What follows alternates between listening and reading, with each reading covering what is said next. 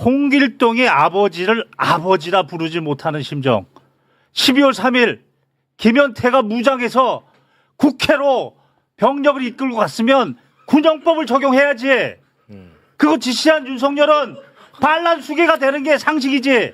그거를 특검이 언론에 나와서 더 이상 반란이라 부르지 마라.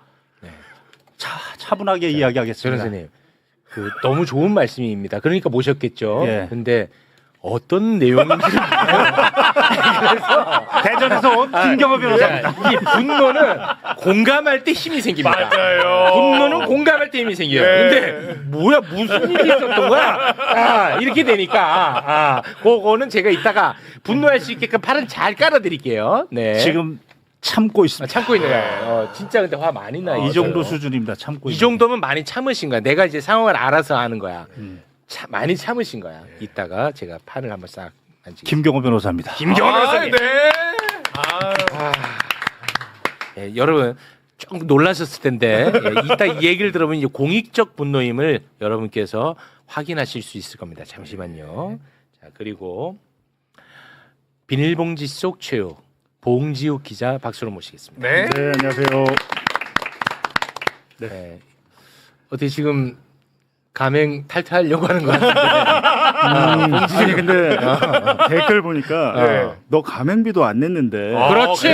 가맹비도 안 냈는데 그렇지. 탈퇴를 하려고 하냐 어. 뭐좀 있기로 했습니다. 아니 근데 오늘 다른 방송에서 그렇지. 예. 다른 가맹점을 좀 기웃거려? 기웃거리던데요. 나 진짜. 다른 뉴스공장이 그 1층에 오픈 스튜디오를 새로 했더라고요. 예, 그래가지고 공개 방송 12시에 만나려고 한다고 하길래 네. 끝나고 이어서 우리 매봉쇼도 여기서 좀 하면 안 되냐. 무단 점거 아니야 그거?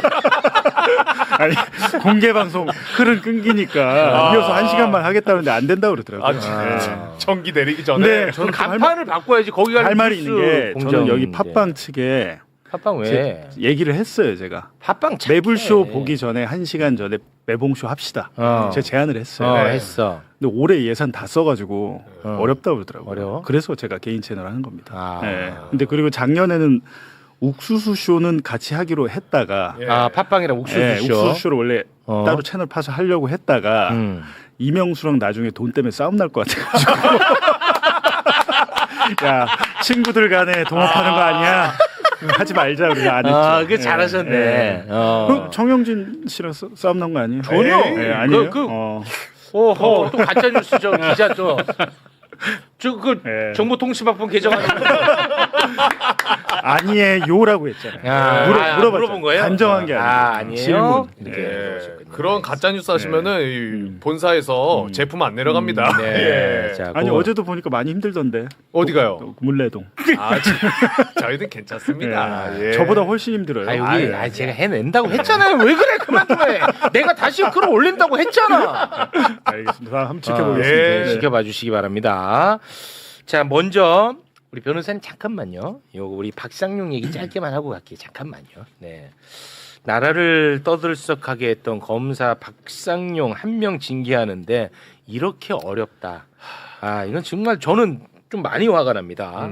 검사 박상용은 이재명 대통령을 제거하기 위해서 관계자들을 회유하고 압박을 가해 거짓 진술을 받아내려 했다라는 혐의를 받고 있는 자입니다. 근데 관련해서 대검이 정직 2개월 징계를 지난 5월에 청구했어요. 지난 5월에. 근데 그 내용도 사실은 우리 성에 안 찼었죠. 그렇죠. 다들 까먹었을 테니까요. 5월에 대검 언론 공지 소개 부탁드립니다. 수사 절차상의 관련 규정들을 위반한 비위 사실을 확인해 대검 감찰위원회 심의를 거쳐 박상용 검사에 대해 징계 청구를 했다. 박상용 검사가 다른 사건의 수사를 언급하며 부당하게 변호인을 통해 자백을 요구한 사실, 수용자를 소환 조사했음에도 수사 과정 확인서를 작성하지 않은 사실, 음식물 또는 접견 편의를 정당한 사유 없이 제공한 사실이 인정된다. 다만 관리 소홀로 술 반입 제공된 것을 방지하지 못한 점, 불필요한 참고인을 반복 소환한 점에 대해서는 대검 감찰위원회 의결 결과를 존중해 징계 청구를 하지 않았다. 예. 근데 여기 내용을 보면은 조작 수사와 관련된 건 다 빠져 있어요. 맞습니다. 그냥 싹 다 빠져 있어. 그러니까 이 정직 2개월은 너무 가볍지 사실은. 그런데 이마저도 이게 5월입니다. 5월. 네. 지금 8월이야. 어? 이게 이제 법무부 징계위원회에서 징계를 결정을 하면 법무부 장관이 대통령에게 제청하고 대통령이 의결하면 이제 징계하는 거야. 검사 징계하는데 검사 하나 징계하는데 그렇게 복잡하고 까다로워. 근데 그마저도 5월인데 이제 8월에 돼서야 법무부 징계위원회에 박상용이를 이번에 불렀던 거야. 아, 이제 이제서야. 부른 거예요. 어. 그러면은 이제 결과가 나올 거 아니겠습니까? 혹시 네. 나오는 게 있나요? 지금 아니 결과? 아직 뭐 보도는 없는데요. 네. 다만 이게 법무부가 감찰위원회 출석하라고 지난 10일에 통보를 했어요. 근데 어제 나갔거든요. 네. 이것도 좀 이해가 안 가는 거고, 그리고 박성현 검사가 또 법무부가 감찰위원 5명을 새롭게 추가했다. 그래가지고 이게 결론 이미 짜맞추고 지금 나한테 지금 오라고 통보한 것 아니냐. 네, 뭐 이렇게 또 반발을 하고 그런 있습니다. 얘기는 뭐 듣고 싶지도 않은데. 네. 아니 우리 봉지욱 기자님은 이런 걸 잘 참으시네. 근데 뭐 워낙에 강백신 검사도 지금 사직서를 내면서 네 맞아요. 자기 10월 2일자로 퇴직하겠다고.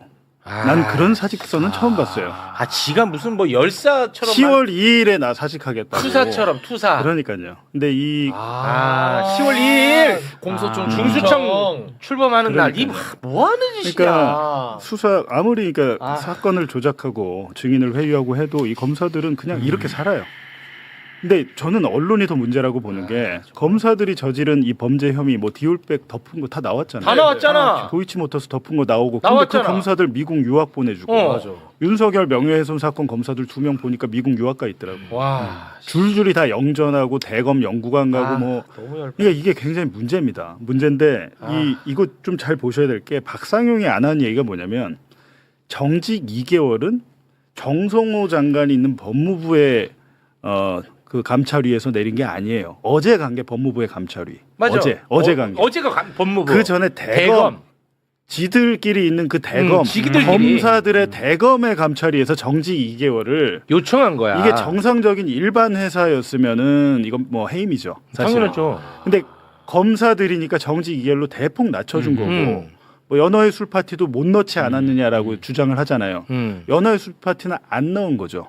왜냐하면 100% 명확하게 입증이 안 되면 박상용이가 징계 받으면 징계 취소 소송할 거 아니에요. 소송. 네. 근데 윤석열처럼. 그것 때문에 그 트집 잡히기 싫으니까 일부러 안 넣은 거예요. 그게.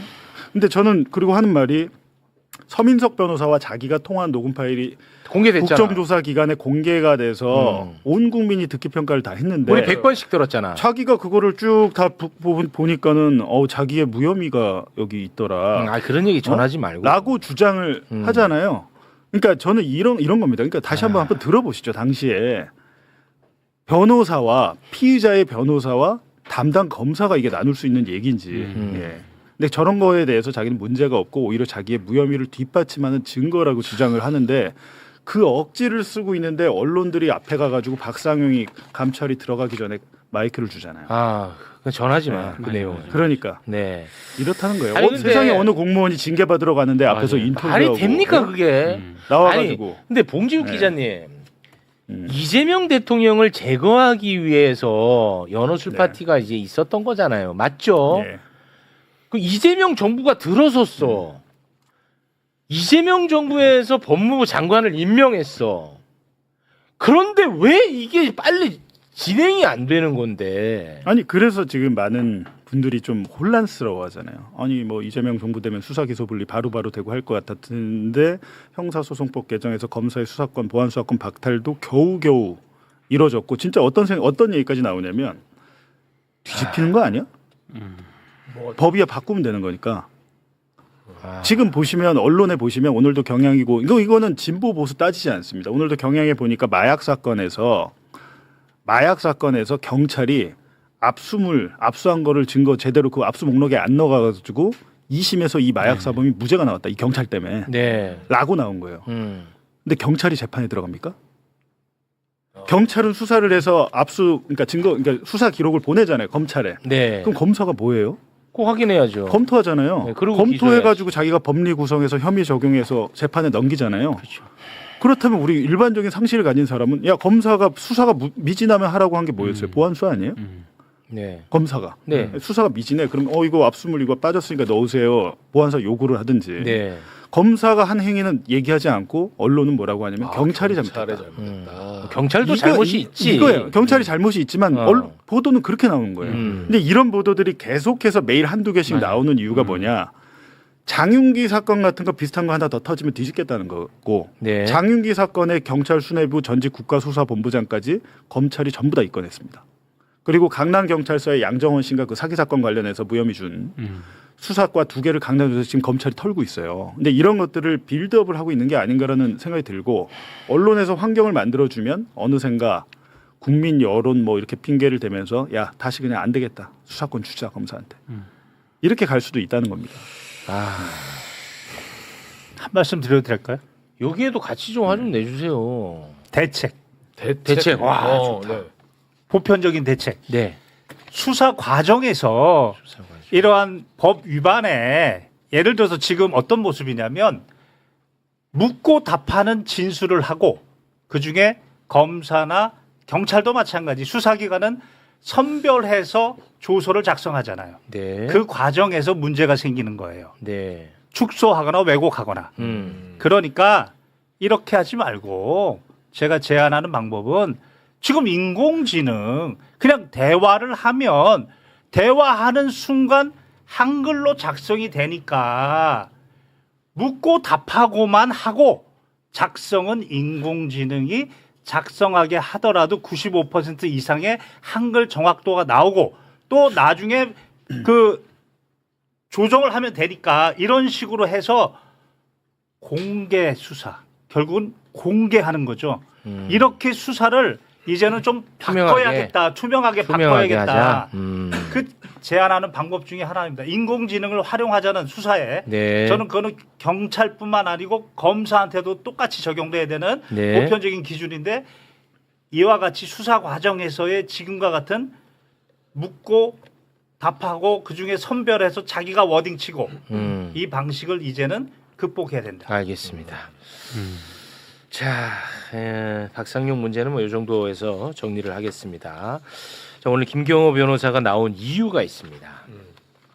김경호 변호사는요, 12산 내란이 발생하자마자 바로 이것은 내란이 아니라 군사 반란이라고 주장을 했습니다. 네. 내란 우두머리 같은 경우에는 사형 또는 무기징역인데 군사 반란 우두머리는 무조건 사형만 해당돼요. 오직 그래서 군사 반란이 내란보다 훨씬 더 무거운 죄입니다. 근데 처음부터 그거를 주장을 하셨죠. 그래서 김경호 변호사는 군사 반란으로 윤석열 등에 대해서 고발을 했어요. 그러자 종합특검이 군사 반란으로 윤석열 등을 입건을 해서 수사를 했습니다. 네. 김경호 변호사는 이제 기대를 했겠죠. 그렇죠. 그런데 종합특검에서 군사 반란 철회한다라는 입장을 냈습니다. 그래서 이 때문에 김경호 변호사는 화가 지금 머리끝까지 나 있는 상태입니다. 네. 근데 종합특검뿐만 아니라 그전에는 이제 조은석의 내란 특검도 군사 반란이 되지 않는 이유에 대해서 한번 입장을 낸 적이 있어요. 내란 특검에서도 네. 그거 먼저 소개 부탁드립니다. 군 통수권자의 명령 또는 승인 아래 이루어진 국권 침해는 내란죄는 성립이 되나 군사반란죄는 성립되지 않는다는 대법원 전원합의체 판결이 확립이 되어 있다. 12.3 비상계엄 사태에 군사반란죄를 적용해 수사를 개시 진행하는 것은 수사력 낭비이고 법리에도 반한다. 이런 입장을 밝힌 이렇게 적이 낸 있습니다. 거야. 그러니까 전두환 때 전두환이 그 쿠데타 저질렀잖아요. 그렇죠. 그때 그 재판 받을 때 대법원 전원합의체 판결 보면 이거는 군사 반란 될 수도 없다. 김경호야 좀 정신 차려라. 시간 낭비하지 말고 이렇게 해갖고 이게 이제 좌절이 됐어. 그래서 이 종합특검이 출범해갖고 열받아갖고 이번에는 군사 반란으로 좀 해라 하고 고발한 거야. 종합특검에 종합특검에서는 군사 반란 될 것 같아서 했는데 종합특검도 똑같은 이유로 철회를 하겠다 입장을 낸 거야. 자, 그런데 그러면 우리가 이제 당시 대법원 전원합의체 판결문을 보면 되잖아. 그렇죠. 맞지? 네. 판결문 소개 부탁드립니다. 자, 다수 의견인데요. 군 형법상 반란죄는 군인이 작당하여 병기를 휴대하고 군 지휘 계통에 반항하는 경우에 성립하는 범죄다. 이건 이제 12.12 군사 쿠데타. 그리고 군 형법상 반란죄는 군인이 작당하여 병기를 휴대하고 국가기관에 반항하는 경우에 성립하는 범죄다. 이건 이제 1980년 5.17 비상경 그때 이제 얘기를 한 겁니다. 자, 이렇게만 보면 뭔 얘기인가 싶죠. 이제 김경호 변호사님 설명 부탁드립니다. 먼저 수사력 낭비다. 네. 네. 너 왜 고발했냐? 김경호 너. 예. 저도 네. 저를 모욕한 거죠. 모욕감을 줬죠. 뭐 그건 맞죠. 똑같이 이 자리에서 주겠습니다. 다만 저는 너무 법리적으로 법리적으로 그렇죠. 법리적으로 차분하게 그렇지. 논리적으로 주겠습니다. 그렇습니다. 네. 자, 먼저 네. 전두환의 그 전원합의체 판결 96도 3376 그것을 가지고 지금 저를 공격하는 겁니다. 맞아요.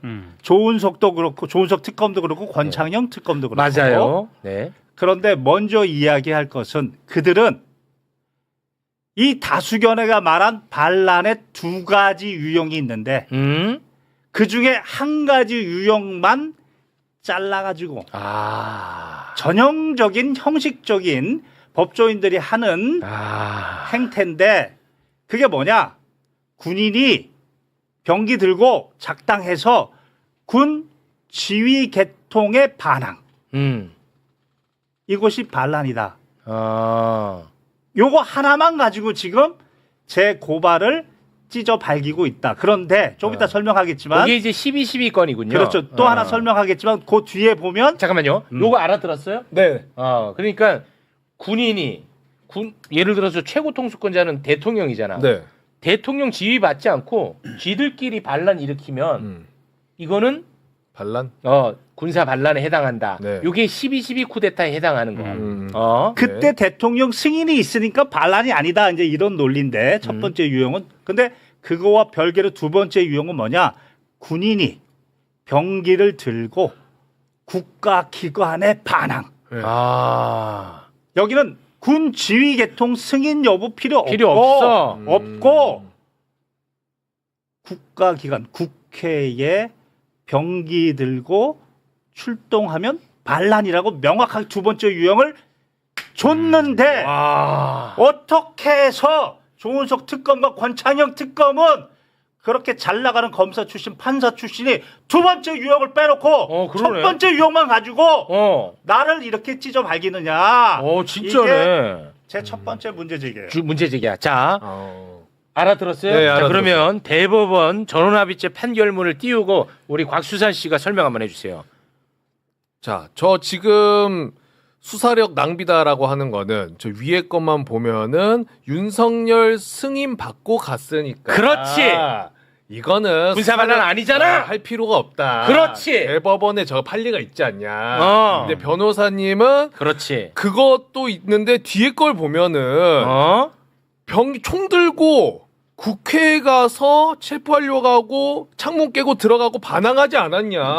그것도 반란이다. 100점. 맞아? 됐다. 야, 야, 100점. 네, 그렇지. 맞아요? 이렇게 해야 돼. 그래 같이 그 분노해. 얘기하고 싶었어. 근데 근데 나도 진짜 이제 열받네. 근데 이제 첫 번째 유형도 와. 첫 번째 유형도 두 가지의 반론이 있다. 첫 번째 유형도 군 지휘권에 대한 반항도 대통령이 승인했으니까 반란이 아니다라고 하는 이 결론도 두 가지의 반론이 있다.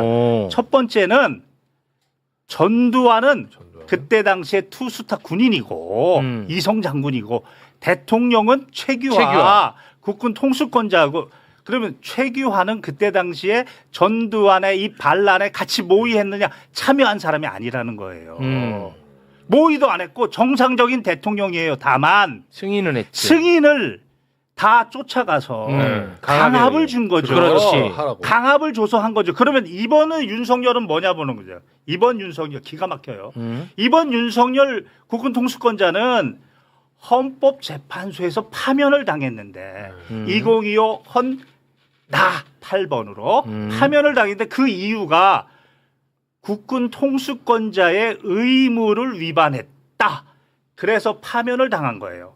그러면 국군 통수권자로서의 위법한 짓거리인데 이 위법한 승인을 하면 본인의 반란이 성립하지 않는다 이런 결론에 이르게 되는 거예요. 이해하실 수 있나요? 네. 최규하는 전두환의 반란과 별도의 대통령이었고 강압을 받아서 사실상 강압을 받. 이용은 그때 당시 소수 의견이 그렇게 이야기해서 나중에 대법원 장관이 됐잖아요. 네. 이 경우는 윤석열은 그냥 거기 속에서 지시한 사람이에요.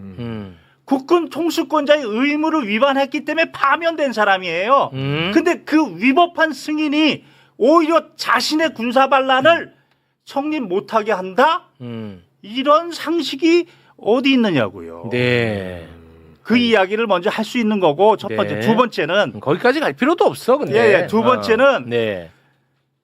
모든 전투부대는 합참의장의 승인이 있어야 돼요. 합참의장. 예, 국군조직법 9조 1항.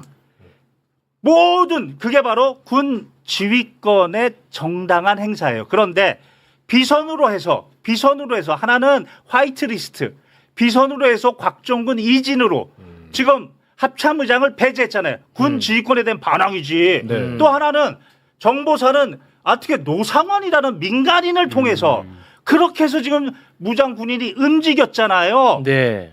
합참의장에 대한 군 지휘권 반항했잖아요. 이 두 가지의 그러네. 논거를 그나마도 들 수 있다. 첫 번째 아. 유형에서도. 첫 번째 유형에서도 12.12 사건 유형에서도 군사 반란에 해당한다. 그렇죠. 하지만 거기까지 갈 필요 없이 5.17 쿠데타에는 그렇죠. 똑 떨어진다. 그 당시 5.17 비상계엄을 선포하고 그것도 최규하가 선포했어요. 형식적이죠. 그것도 강압을 받은 거예요. 그다음에 5.18 우리 민주화 네. 혁명이 일어났잖아요. 광주에서. 네. 그때 네. 탱크 몰고 국회로 갔잖아요. 네. 그거를 뭐라고 그랬어요? 반란이다. 어. 자, 그때 그러면 군 지휘 계통 이런 얘기 안 했어요. 그냥 아, 지휘 계통 중요하지 않아. 그냥 군인이 탱크 몰고 어. 병기 들고 국가기관을 반항했다. 국가기관에 그렇지. 반항했다. 그렇지. 그래서 반란이다. 이렇게 된 거예요. 맞습니다. 그러면 김현태가 무장군인 데리고 국회 갔잖아. 국회 갔고 반항했잖아. 고동이가 무장군인 데리고 중앙선관위 서버 들어갔으면 두 번째 유형으로 당연히 반란이지. 똑 떨어지지. 그리고 이 반란을 지시한 사람이 윤석열이면 반란 수계지. 왜 이 상식을 깨트리냐 이거야. 조은석하고 권창형은. 그리고 무슨 수사력을 낭비했다고 그래. 세금 내기가 싫어. 1년에 몇 억씩 내는데. 제가 옆에서 듣다가 저는 생방송하면서 걱정해보자고 처음입니다. 쓰러지실까봐 이러다가 내가 쓰러지고 저쪽이 쓰러지고 많이 이러다가 쓰러져야지. 많이 참는 거. 아직 이러다가 참고 있어. 쓰러지시면 오늘 큰일 이흥구 최근 이흥구 대법관이 이용. 파기 환송한 게 있는데 많이 참았어. 아파트에서 맨날 싸우잖아. 서로 돈 가지고. 그러니까 걔 XX라고 욕을 했나 봐. 그러니까 이런 모욕이야 그랬더니 이흥구 대법관이 9월 7일 날 그 퇴임하기 전에 이흥구 야 퇴임해. 그거는 모욕에 외부적 명예훼손에 구체성이 없어. 그거 가지고는 그냥 무례한 표현이야. 라고 아주 정확하게 모욕이 아니라고 그래서 내가 오늘 욕을 할까 하다가 우리 어머니께서 걱정하셔서 어머니. 참고 있다. 그렇습니다. 지금. 대법 판례에 의한 분노입니다. 대법 판례에 의한 분노. 세금은 꼭 잘 내주시기 바랍니다. 진짜 아 여러분 이번에도 많이 수억이야. 참네. 나 미치겠어 진짜. 자, 많이 참아. 이분은 지금 공익적인 차원에서도 이게 굉장히 중요한데 그럼요. 이게 꺾여서 화가 났고 첫째. 두 번째는 나는 합당한 고발을 했는데 나를 시간 낭비하게 만든 사람으로 만들어서 모욕적이라서 화가 나는 거야. 그렇죠. 이 두 가지 다 공적 분노라고. 자 여기서 또 하나 있어. 또 하나. 있어. 아니 하나만 더 있어. 하나만. 돌아. 이중 기소 여기가 더 중요해. 아, 이중 기소. 이중 기소. 이중 기소이기 때문에 불기소하겠다 이건데 잘 보세요. 자, 요건 무슨 잘 말이냐면 봐. 잠깐만. 이거 설명해야 돼. 수산이 안고 가니까 더 좋죠. 안고 가야 돼. 기소한다. 이미 윤석열 등은 내란으로 재판을 받고 있잖아. 그렇죠. 기소가 됐고 한참 기소되고 또 재판 받고 있단 말이야. 네. 근데 또 같은 건으로 군사 반란으로 기소를 하면 이중 기소다. 특검에서 이 주장을 하고 있는 겁니다. 거기에 대한 오케이. 분노. 지금부터 제가 이야기하는 거 들으면 모든 국민이 오늘 이후로 뚜껑이 열리실 겁니다. 이 얘기를 하면. 네. 자 보세요. 이중 기소니까 공소 기각된다. 지금 이 논리예요. 맞아요. 이 얘기는 무슨 말이냐면 전제가 애초에 그게 바로 공소 사실의 동일성이라고 얘기하는데 시간, 장소, 행위, 대상이 같다는 거예요. 유사성이 있다는 거예요. 같죠. 그러니까 애초에 심우정 검찰총장 밑에 있는 박세현이가 내란 수괴로도 기소할 수 있었고 반란 수괴로도 기소할 수 있었다. 이게 전제가 돼야 이중 기소란 말이 나오는 거예요. 이해 가세요? 그때 선택이 내란 수괴로 했기 때문에 똑같은 사실관계에 이제 반란 수괴로 기소하면 안 돼. 이게 바로 이중 기소라고요. 네. 그리고 내가 요구했던 고발장은 뭐냐면 뭐예요? 나도 그거 안다. 그러면 이때에 대비책으로 형사소송법이 준비한 제도가 있다. 공소장 변경. 이와 같이 그 행위, 시간, 장소가 김현태는 똑같이 국회 가서 난리 쳤으니까 그거를 지시한 윤석열을 내란 수괴로 축소해서 기소해 놨는데 이거를 사형만 있는 반란 수괴로 공소장 지금과 변경? 같이 야 이거 늦었어. 이거 기소하면 이거 똑같은 이중 기소야라고 하려는 짓을 알고 저는 이럴 때 바로 공소장 변경, 즉 주의적으로 1차적으로 반란 수괴로 한번 판단해 주시고 이거 아니면 예비적으로 지금 하고 있는 내란 수괴로 판단해 주세요라는 정확한 제도가 있으니 이렇게라도 심판 대상으로 역사상 올려라. 왜 네가 판사냐? 왜 네가 끊어? 네가 왜 끊어? 판사한테 올려줘야지. 저는 그 얘기를 한 거예요. 깜짝 놀랐네. 아니 최욱한테 뭐라는 줄 알고. 오늘 욕 안 했어요. 아니 왜 끊냐고. 지금 놀랬잖아요. 저 특검 누가 왜 끊어? 그게 바로 사초를 쓰는 심정이고 정의가 강물처럼 흐르는 그런 수사야.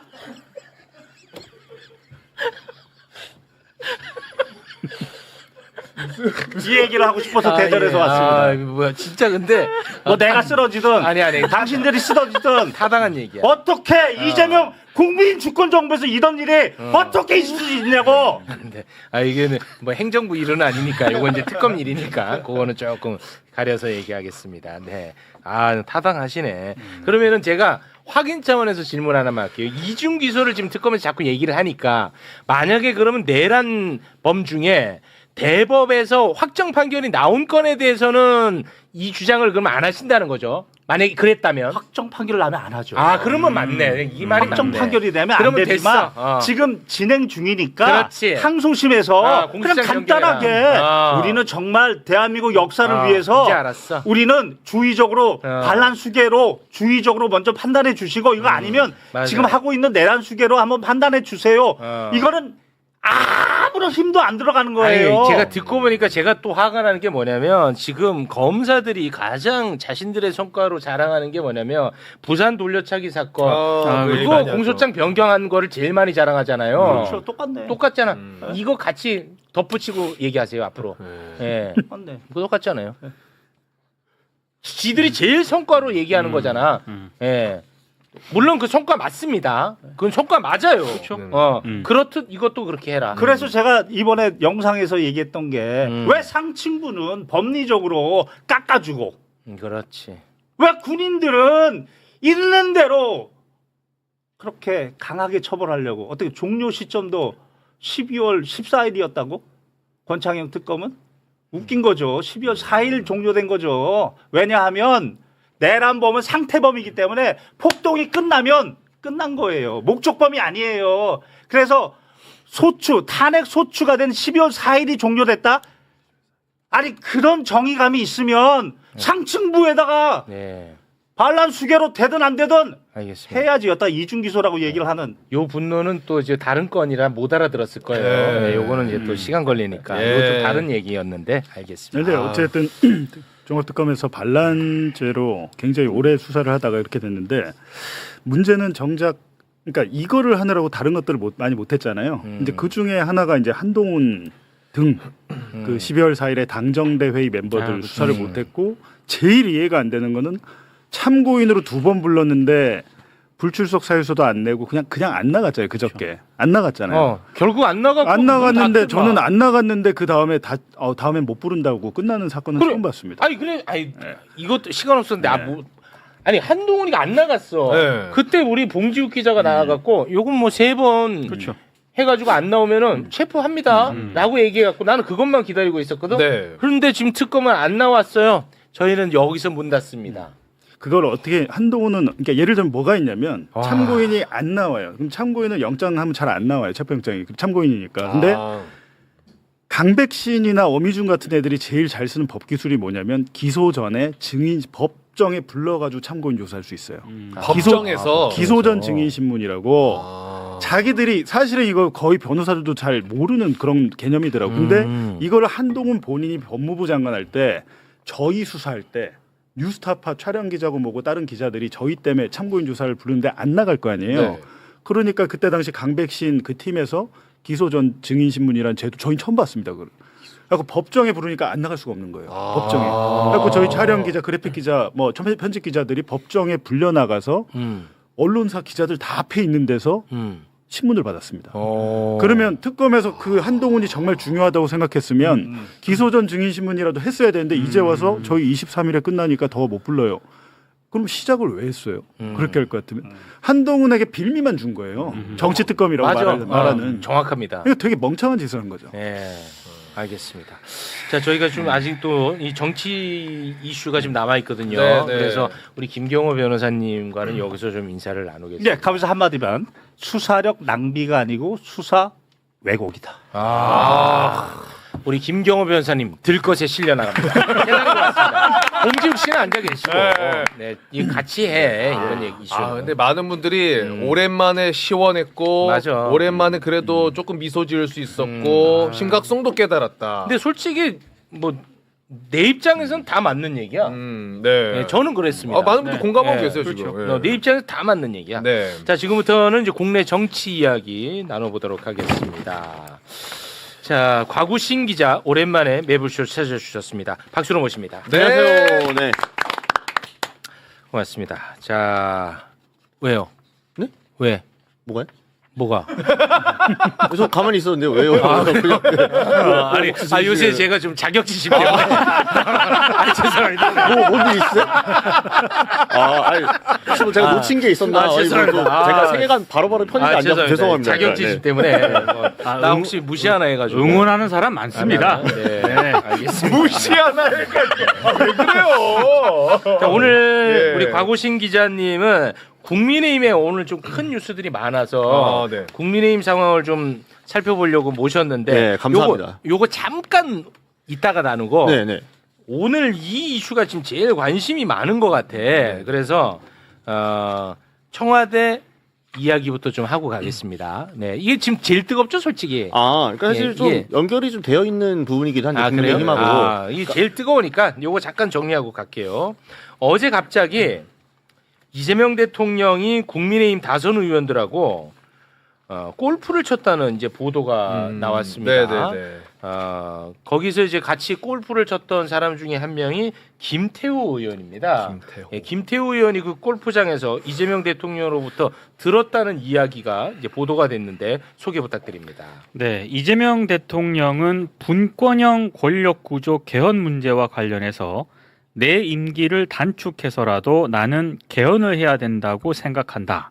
이렇게 얘기를 했다고 김태우 의원이 연합뉴스와 인터뷰에서 일단 밝혔습니다. 그 밖에도 뭐 같이 골프 친 분들이 많이 있는 것 같던데요. 뭐 일단 주호영 그 국민의힘 의원하고요, 박덕흠 의원 있지 않습니까? 박덕흠 의원. 예. 국회 부의장. 그런 의원들하고 했었고, 그리고 2번 정도 이제 골프를 치신 것 같아요. 그러니까 각각 이게 지난달 초에는 김태호 의원을 비롯해가지고 이제 강훈식 비서실장도 함께 이제 포함을 해가지고 이제 골프를 쳤었고 그리고 그 전에도 한번 이제 골프를 비공개로 친 것으로 일단 보도상 그렇게 되고 있습니다. 네, 조정식 의장도 함께 했습니다. 한 걸로 예. 보도상으로 지금 나오고 그리고 있는데 그 전임 국회의장 우원식 국회의장한테도 흔히 말해서 이제 제안을 했는데 우원식 국회의장 같은 경우에는 골프를 치지 않아 가지고 본인이 고사를 했다 이런 보도까지 있습니다. 게이트볼 치시나요? 네, 유머 하나 들어가라. 야 너무 팍팍하잖아 인생이. 네. 야 요새 지금 슬럼프잖아. 너 보는 거야. 그래서 네. 게이트볼은 좀 너무 죄송합니다. 네. 탁구로 가시지. 예. 이제 그와 관련해 가지고 청와대 관계자가 오늘 개헌과 관련해서 입장을 냈어요. 예, 그것이 지금 이제 오늘 가장 큰 뉴스니까 소개 부탁드립니다. 네, 국회의 권한이 강화된 4년 중임 대통령제가 국민적 수용성이 가장 높다고 생각한다. 제왕적 대통령제가 가진 문제성에 대해 공감하고 있다. 제왕적 대통령제의 한계를 중임 대통령제로 보완하겠다는 것이기 때문에 내각제는 아니다. 그리고 분권형 대통령제 등을 특정 지칭한 것이 아니다. 이에 개헌은 합의 추진이 필요하다라는 게 대통령의 원칙이며 여러 번 밝힌 바 있기에 다시 한번 이 부분에 관한 원칙을 확인드린다. 네. 이런 입장을 밝혔습니다. 자, 곽우신 기자님. 네. 우원식 국회의장이 마지막에 그 헌법 개정안을 결국 표결에 붙이지 못하고 입술을 맞아요. 막 깨물고 그렇죠. 의사봉을 탕탕탕했던 거 맞아요. 기억을 하실 겁니다. 네. 그래서 개헌 드라이브가 어떻게 하나 했는데 조정식 의장이 큰 잘못을 하셨어. 연임 관련한 네. 이야기를 하는 바람에 연임 관련 큰 잘못을 하심으로써 사실은 개헌이 확 죽어버렸단 말이죠. 이슈 네. 자체가. 근데 어떻게 보면 이재명 대통령이 직접 이 개헌 드라이브에 좀 다시 불을 붙이기 위해서 어떻게 보면 정치적인 결단을 좀 한 게 아닌가 싶은 생각이 드는데 저쪽에서 결국 대통령 임기 연장하려고 그런 거네. 그러니까 국민의힘에서 계속 그거를 받아가면서 공격을 했잖아요. 네. 근데 오히려 지금 대통령 청와대에서 나온 거는 임기 단축할 건데 단축해서라도 중임제로 가고 개헌하자. 사실 이 얘기로 연결되는 거거든요. 그러니까 저쪽에서 너네 어차피 대통령 임기 연장하려고 지금 이재명 임기 연장해서 독재하려고 그러는 거지. 그래서 개헌이 죽어버렸으니 연임. 역으로 해가지고 그냥 어차피 내 임기 단축해서라도 중임으로 가자. 그리고 제왕적 대통령제를 해소하기 위해서 조금 대통령의 권한을 내려놓겠다. 어떻게 보면은 그건 뭐 어떤 거예요? 대통령의 권한을 좀 축소하는 방향의 네. 4년 중임제는 4년 중임제는 아는데 네, 네. 대통령의 권한을 축소하는 건 뭐예요? 그러니까 이거 어떻게 보면 좀 이제 구체적인 안이 나와야 가능한 건데 지금은 이제 어떻게 보면 상상해 볼 수 있는 거는 네네. 지금 대통령만이 가지고 있는 고유 권한 중에 몇 가지가 있어요. 예를 들어 우리나라에 사면권이라든가 아니면 거부권 이런 거 있죠. 네네. 그러니까 거부권 같은 것도 입법권에 맞대응해갖고 행정부 수장이 쓸 수 있는 이제 일종의 카운터 카드인 건데 네네. 사실 거부권이라는 것도 윤석열이 너무 남용된 측면도 있고 그렇죠. 이게 대통령의 소위 말하는 제왕적 권한인데 입법부가 다수가 국민 뜻을 결정한 건데 일방적으로 대통령이 거부하는 게 말이 되느냐 이런 지적이 사실은 있어 왔습니다. 그러니까 예를 들면 이런 것들에 좀 규정을 강화시킨다라든가 아니면 거부권 자체를 축소시키는 이런 식의 예를 논의도 들면? 네, 예를 들면 그러니까 그런 식으로 지금 대통령의 행정부 수단을 갖고 있는 권한들 중에서 일부를 좀 떼어서 뭐 총리한테 주던가 아니면 축소를 시키든가 입법부에 더 주든가 이런 식으로 해보겠다라는 큰 틀이 있는 건데 잘 아시는 것처럼 개헌은 아무리 싫어도 국민의힘에서 일부가 동참해주지 않으면 불가능한 상황입니다. 그러니까 여기에 전현직 국회의장단을 먼저 만남으로써 이게 사실은 명분이 괜찮죠.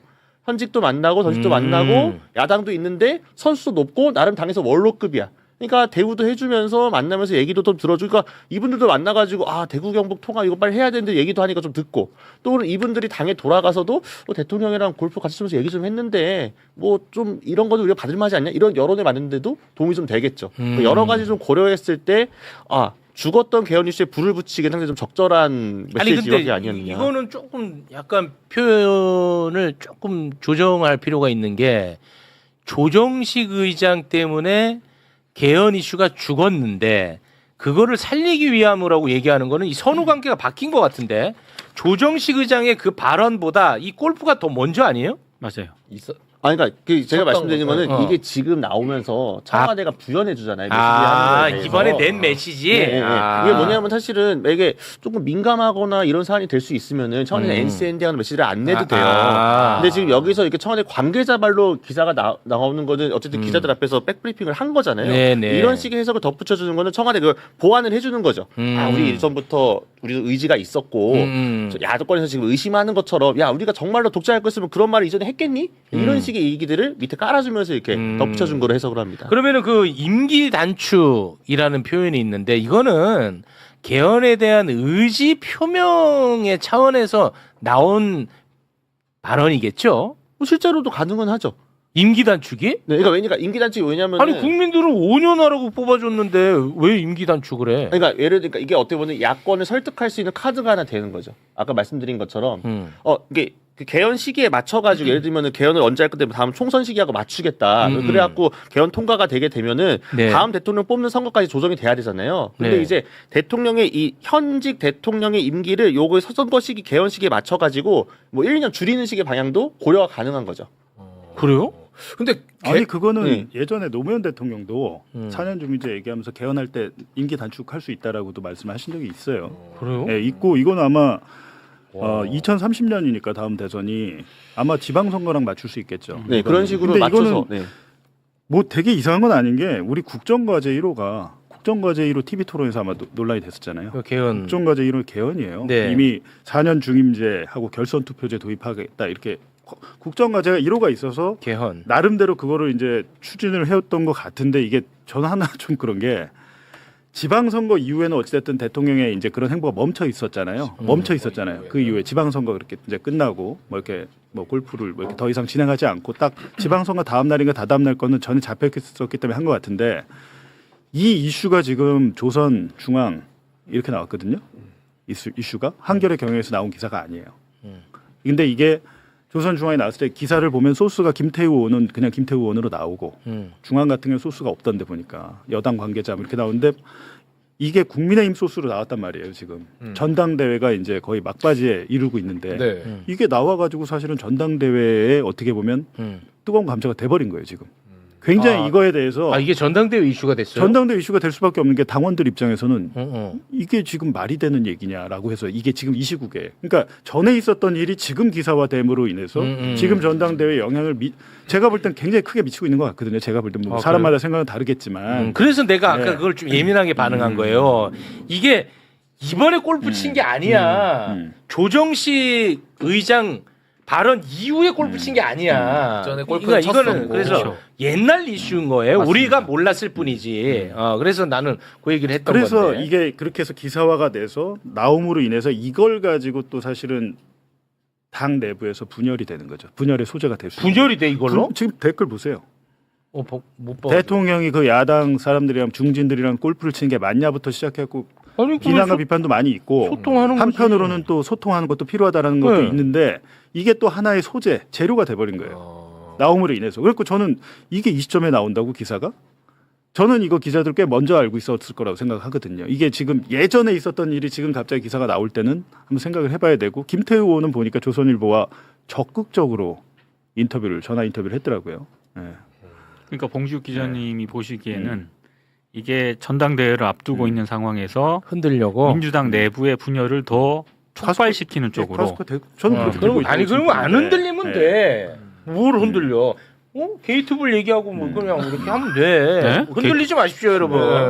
뭘 흔들려? 흔들릴 필요 없습니다. 네. 알겠습니다. 요 이슈가 오늘 상당히 뜨거워가지고. 근데 나는 그 얘기는 좀 안 나오면 안 되나?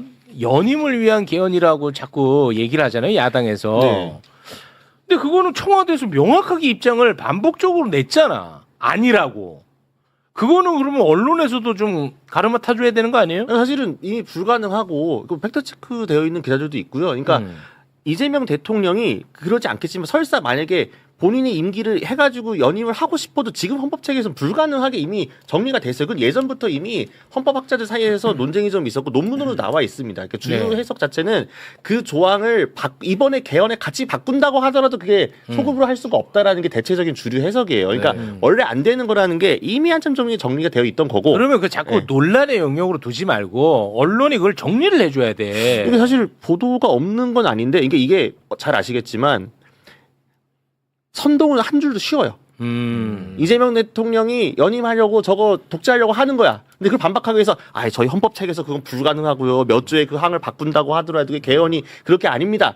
길어지잖아요. 근데 이미 국민의힘에서는 여권의 브레이크를 걸기 위한 전선을 침해 있어서 이거 이렇게 하고 하기는 우리 지지자들이 으쌰으쌰 하겠는데 하니까 하다못해 조금 그러니까 지금 그런 이슈 때문에 흔들리는 게 뭐냐면은 영남권에 있는 연성 지지층 있잖아요. 그러니까 원래 민주당을 전통적으로 지지했던 사람들이 아니었는데 대통령 이재명은 그래도 일은 좀 잘하지 않나 싶었던 그런 분들 같은 경우에는 뭐야 내가 우리가 좀 잘한다 생각했는데 역시 그래서 민주당 대통령 저 독재하려고 그러는 거 아니야? 이런 식의 이것들에 훨씬 쉽게 감화되고 빠져드는 거죠. 근데 너무 반복적으로 청와대에서 입장을 냈거든요. 이미 냈죠 여러 번. 네네. 그거 아니라고. 아니 근데 순기능도 있네요. 아니라는 점이 김태호 의원의 입으로 확인됐네요. 김태호 이미 이런 논란이 있기 전에 만나서 그게 말이 되는 얘기냐고. 사적인 공간에서조차 사적인 그리고 본인의 임기 단축까지 직접 언급을 그러니까. 했다는 거잖아요. 맞아. 순기능 하나 그게 있네요. 그렇습니다. 뭘 내가 물타기 합니까, 여러분? 있는 그대로 말씀드리는. 제가 뭐 좀 문제되는 발언이 있었습니까, 기자님 봤을 때? 그게 아니라 너무 자기 검열을 하는데 그냥. 아니 난 너무 자기 검열을 해. 합니다. 네. 아까 보니까 뭐 오늘 몇 개 더 남아 있나요? 마지막에 제가 그 그러면- 순봉 그 이영훈 목사 관련해서 아까 김준영 그 의원 이진수- 나왔더라고. 예. 이진수까지만 할게요. 네, 그거 하시죠. 요거는 이제 이슈가 크니까 이진수. 이진수기가 정말 심각한데 5.18 민주화 운동의 재조명이라는 제목으로 국회에서 토론회를 이진수기가 주최했거든요. 네. 근데 이곳에서 정말 그 쓰레기 발언들이 너무 많이 나왔어요. 일부만 저희가 영상으로 준비했는데 잠깐 좀 보겠습니다. 46년 전인 1980년 5월에 광주에서 있었던 그 열흘간의 소요 사태입니다. 소요 사태와 전두환 대통령의 부국과 민주정치 연착륙입니다. 5.18은 5.18에 무조건 굴복하고 무릎 꿇는 자세부터 버리고 5.18 참배도 저는 재검토해야 한다고 생각합니다. 박수 나오고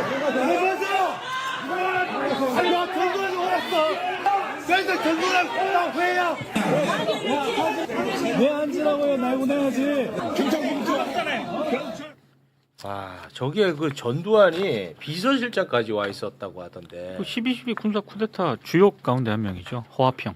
이거 어떻게 민주당은 어떻게 한답니까? 저 국회 안에 들어와서 한 거죠, 저거? 국회에서 그 도서관입니다. 국회 도서관장이 국힘 몫으로 추천된 사람이거든요. 그런 것도 난 이번에 처음 알았어. 예. 국힘 몫이 또 있더라고. 원래 그렇습니다. 아, 원래 국회, 그래요? 도서관장은 그 상대당. 도서관장은 그게 나눠 먹기. 국회의장 쪽에서 이 행사를 좀 자제해 줄 것을 요청을 했었는데 그대로 강행을 했더라고요 보니까. 국회 도서관장이. 네. 이게 민주당이 이거 제명시켜야 될 것 같은데. 제명을 시키겠다라고 네. 일단 입장은 밝혔습니다. 네. 그럼 이제 국회 차원에서 논의가 될 것 같긴 한데. 근데 국회 윤리위 안 꾸려지. 그러니까 윤리위가 이게 지금 안 안 됐잖아. 꾸려졌거든요. 이거 어떻게 된답니까? 이거 너무 심한데 이거는. 이게 그냥 제가 이 당을 출입하면서 되게 몇 년 전에 기시감이 들더라고요. 기억하시겠지만 2019년 때 지만원 씨가 네. 똑같이 그때 자유한국당이었거든요. 당이 그게 이름이. 엄청 유명한. 그때도 그분을 모셔갖고 국회에서 토론회를 한다고 해요. 그때 이제 뭐 김진태, 뭐 이종명 그런 의원들 와갖고 축사도 뭐 하고 이제 영상로도 남기고 축전도 하고 했었거든요. 그때도 이제 5.18 북한군 개입설 이런 거 얘기하면서 유공자 명단 공개를 이런 식으로 막 마타도를 해가지고 당연히 난리가 난 적이 있어요. 사실 어떻게 보면 지금 국민의힘이 얼마나 망가졌느냐 그때를 거의 회귀한 정도로 돌아갔다 자유한국당 시절로. 왜냐하면은 이게 물론 이 당이 여전히 문제가 많지만 중간에 미래통합당 시절 거치고 이제 김종인 위원장 시기 이럴 때 한번 정리를 했단 말이에요. 그러니까 내심 너네가 그렇게 생각하더라도 공개적으로 그런 말 하면 안 돼. 김종인이가 사과까지 했죠. 그래서 가서 직접 가서 참배도 하고 무릎도 꿇고 예. 인정하고 5.18 헌법점을 싣는 거 어쨌든 명목적으로 우리 동의한다라는 걸 당론으로 정해준 상태이고 한데 지금 저 토론에 나온 얘기 뭡니까? 그거 참배 다시 생각해야 된다. 왜 5.18 무릎 꿇느냐라는 무릎 꿇지 이야기를 말라. 전 당협변제 공개적으로 하고 있잖아요. 근데 이게 당에서도 사실은 국민의힘이 엄청 말리려고 했어요. 그러니까 정점식 원내대표도 토론회 하지 마라. 이진숙한테 네. 연락을 해가지고 원내 지도부에서도 이거 좀 하면 안 될 것 같은데 근데 이진숙은 강행을 한 거예요.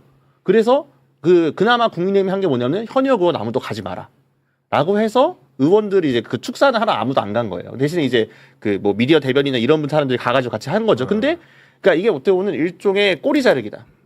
네. 우리는 명분이 있다. 그러니까 기자들이 물어봐요. 당에서 이거 책임져야 되는 거 아니냐? 근데 우리 만류를 했는데 의원의 개인 그거를 우리가 어떻게 강제로 금지할 수 있는 수단도 없고, 뭐 그 당의 입장은 아닙니다. 이런 정도만 그냥 빠져나가려고 하는 거죠. 진짜 심각합니다 정말. 네. 근데 이진숙이 이런 거를 예측을 안 하고 했을까라는 생각이 들잖아요. 제가 볼 때는 의도적으로 했다라고 보이고 이렇게 되면 이진숙은 장동혁이 말리는 행위마저 하는 사람이 되는 거잖아요. 장동혁은 제가 볼 때 이제 예를 들면 극우 뭐 부정선거 옹호하고 극우 세력 태극기 세력과 뭐 이쪽의 지지를 받는 게 장동혁이라고 하면 이진숙은 어제부로 해서 장동혁보다 더 오른쪽으로 간 겁니다. 초극우가 된 거예요. 그러니까 제가 생각하면 어떤 생각이 드냐면 이 사람이 이 행동을 왜 했을까라는 단순하게 그게 벌어진 일도 문제지만 노렸다라고 저는 생각이 들고 장동혁의 지분까지 그냥 삼켜가지고 그쪽에서 자기가 그러니까 우뚝 서려고 하는 게 아닌가라는 생각도 들거든요. 처참하다. 그러니까 약간 일종의 전략적인 공작 같이. 네, 처참합니다. 자 오늘 뭐 다른 재밌는 얘기도 좀 많이 있는데 우리 또 봉지욱 기자가 뭐 하려고 자꾸 꼼지락거리는 것 같아서. 아니, 꼼지락거리는 건 아니고 저도 며칠 전에 그 소년보 목사 트럼프 만났을 때 재방송 매봉쇼에서 얘기를 한 적이 있어요. 전에 김민석 총리도 올해 3월인가 트럼프 대통령 만났을 때 그 얘기 왜 또 하시죠?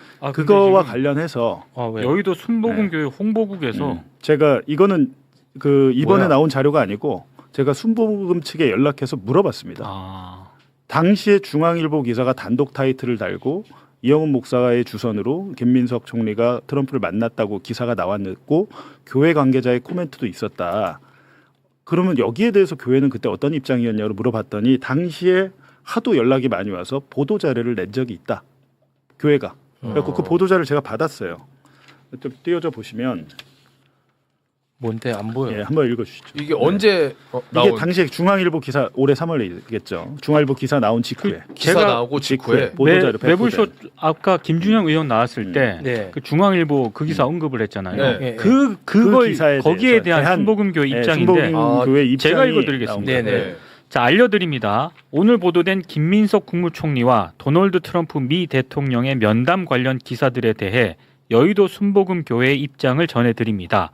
보도된 바와 같이 이번 면담 성사 과정에서 본 교회와 미국 백악관 신앙사무국 간의 오랜 유대가 소통의 가교가 된 것은 사실입니다. 하지만 이번 성과는 무엇보다 우리 정부가 한미 관계 회복을 위해 쏟은 전방위적이고 적극적인 외교적 노력의 결실입니다.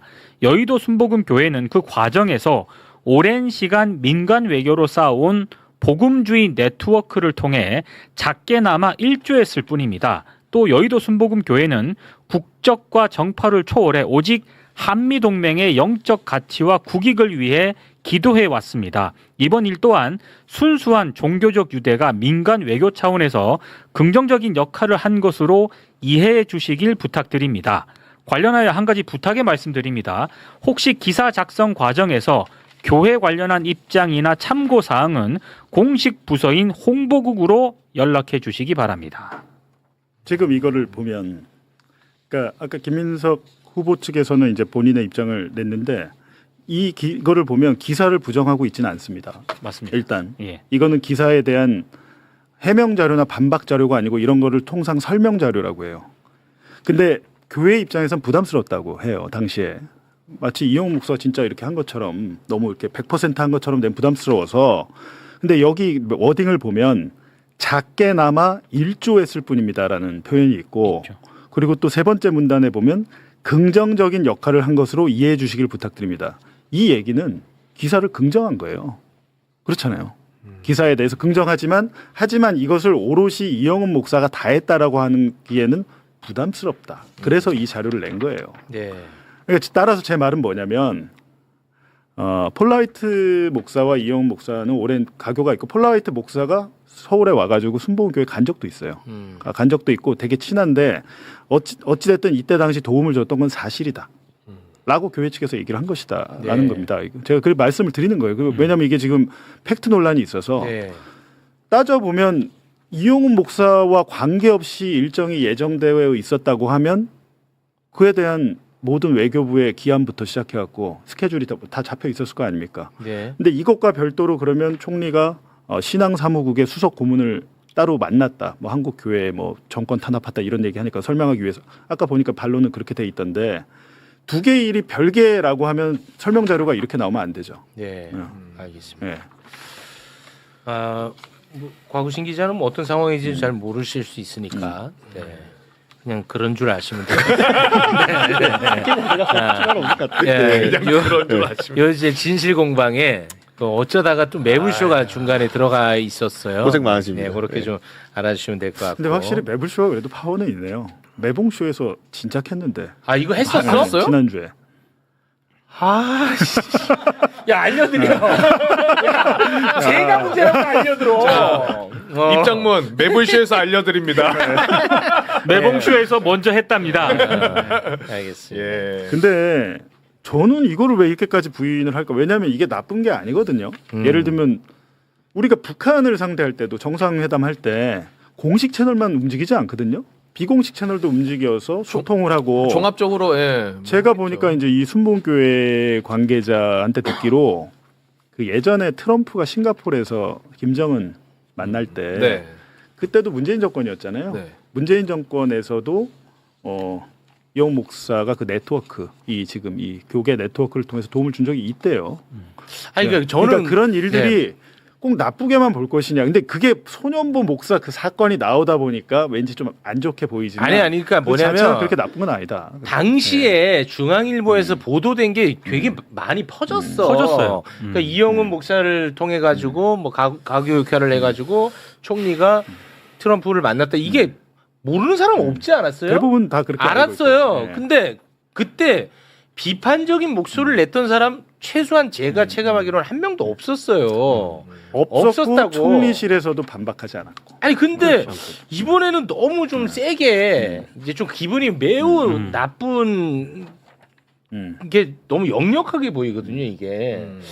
그래서 그거는 뭐 저는 잘 모르겠어요. 아무튼 아니 그러니까 제 말이 그게 네. 그렇게 그때도 비판받았던 일도 아니고 예, 비판받지 그리고 않았습니다. 아주 잘못했다고 뭐라 하기도 그런데 본인이 그렇게 하시면 오히려 몰랐던 사람 지금 알게 됐잖아요. 몰랐던 사람도 알게 되는 게 있지 않느냐. 근데 보면 그냥 민간 외교 채널을 통해서 이렇게 잘 성사된 거고 잘 한 거다라고 되는 거죠. 네. 네. 아무튼 봉지욱은 경솔함. 네. 요거 가져가세요. 예, 김민석 후보 측에서 나온 이 자료거든요. 아, 그래요? 네, 경솔함, 무지성, 무책임. 요거는 봉지욱한테 줘. 알았지? 스케 떠드릴게요. 아. 예. 자, 그럼 오늘은 여기에서 좀 마무리를 네. 짓도록 하겠습니다. 자, 오늘 세 분과 함께 했고요.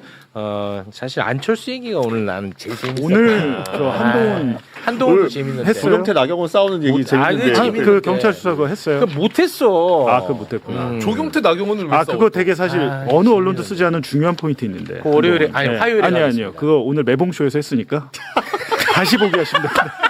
이제는 자체 생산을 하지 굳이 안 나와도 되거든. 함께해 주세요. 대단히 고맙습니다. 고맙습니다.